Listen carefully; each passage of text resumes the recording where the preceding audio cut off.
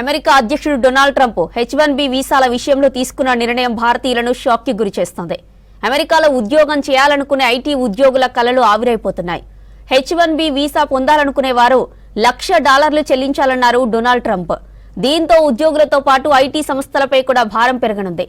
భారతీయ ఉద్యోగులపై పడే ప్రభావంపై ఐటీ తెలుగు కౌన్సిల్ చైర్మన్ సందీప్తో Narendra face to face.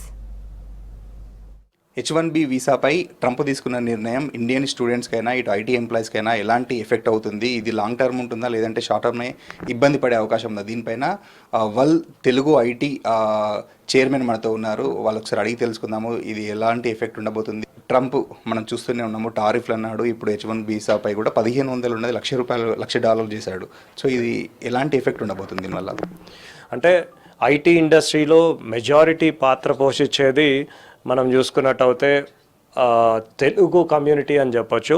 So అట్లాంటి తెలుగు ఐటీ కమ్యూనిటీకి ఈ యొక్క నిర్ణయం, ఈ ప్రొక్లమేషన్ ఏదైతే ఉందో $1,00,000 కట్టేసేసి అంటే వీసా ఫీజు కోసమే, H1B వీసా ఫీజు కోసమే $1,00,000 ఒక కంపెనీ కట్టాల్సిన పరిస్థితి రావడం అన్నది డెఫినెట్గా కూడా ఇది మేము అంటున్నది ఒక టాలెంట్ పైన గన్ పెట్టడం అని చెప్పొచ్చు. అంటే ముఖ్యంగా అంటే H1B వీసాస్ కోసము వెళ్ళేటువంటి డ్రీమ్స్ ఎంతోమందికి ఉంటాయి.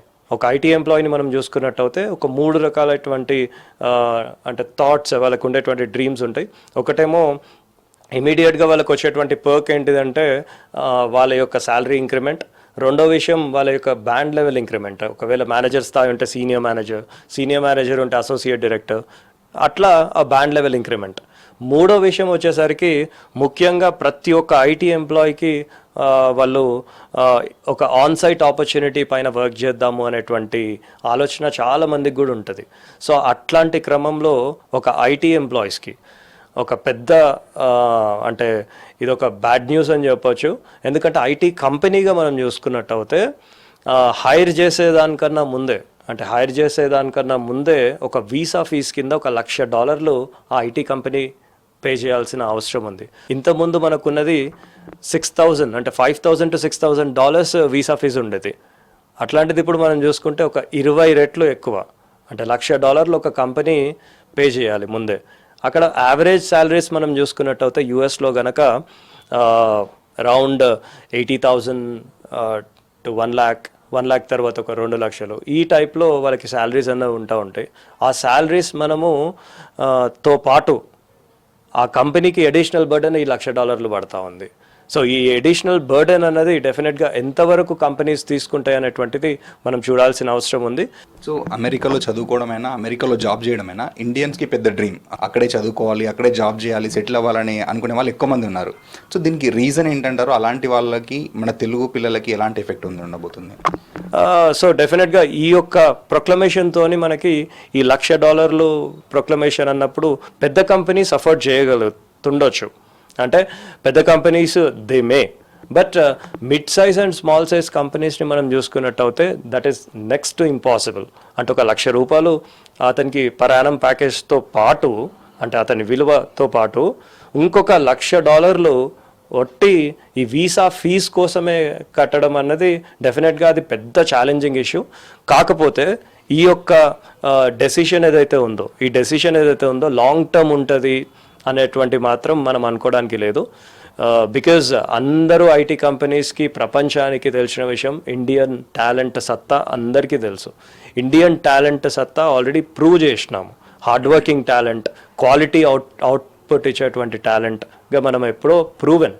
సో ఒకవేళ అక్కడ ఇట్లాంటి రూల్స్ పెడితే కనుక లోకల్ ఎంప్లాయ్మెంట్ని తీసుకోవాలి. వాడు లోకల్ ఉద్యోగులను తీసుకొని వాడిని ట్రైన్ చేసి నెక్స్ట్ లెవెల్ పోవాల్సి ఉంటుంది. ఆబ్వియస్గా కూడా అక్కడ ఉండేటువంటి లోకల్ టాలెంట్ని మనం కంపేర్ చేసుకుంటే Indian talent and international talent A country అన్న తీసుకోండి, డెఫినెట్గా కూడా మనం ముందున్నాం. సో ఇది లాంగ్ టర్మ్ అయితే డెఫినెట్గా కాదు అని మనం చెప్పొచ్చు. ప్రజెంట్ సిచ్యువేషన్లో అయితే ఆన్సైట్ వెళ్ళాలనుకునే వాళ్ళు ఫస్ట్ చూస్ చేసుకునేది అమెరికా.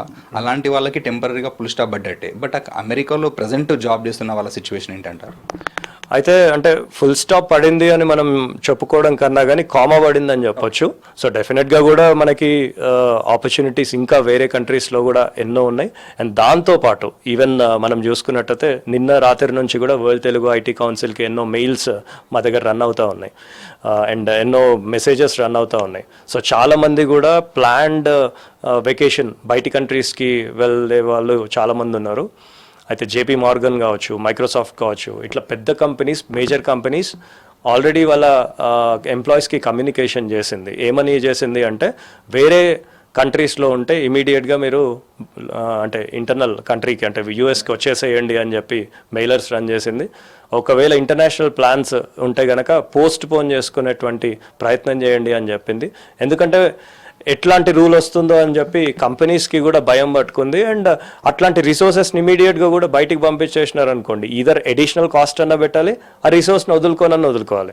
సో చాలా ప్లేసెస్లో అంటే ఆన్ సైట్ ఆపర్చునిటీ దొరికిన వాళ్ళు ఏంటిదంటే టాప్ ఫిల్టర్డ్ లేయర్, అంటే ఆన్ సైట్ ఆపర్చునిటీ దొరికింది అంటేనే ఫిల్టర్ లేయర్, అంటే వాళ్ళకు ఒక మంచి స్కిల్ ఉండే వాళ్ళనే అక్కడ పెడతారు.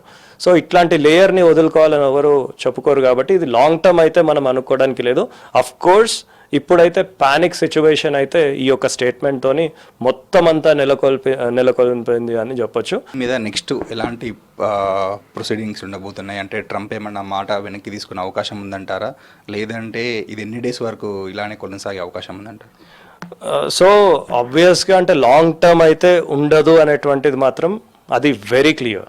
లాంగ్ టర్మ్లో ఏ కంపెనీ కూడా, ఈవెన్ మేము కూడా కంపెనీస్ నడిపిస్తూ ఉంటాం, మా ఎంప్లాయీని నేను అడిషనల్గా కాస్ట్ పెట్టి అండ్ ఆబ్వియస్గా కూడా నేను ప్రాఫిట్ చూస్తా. It's a profit based company.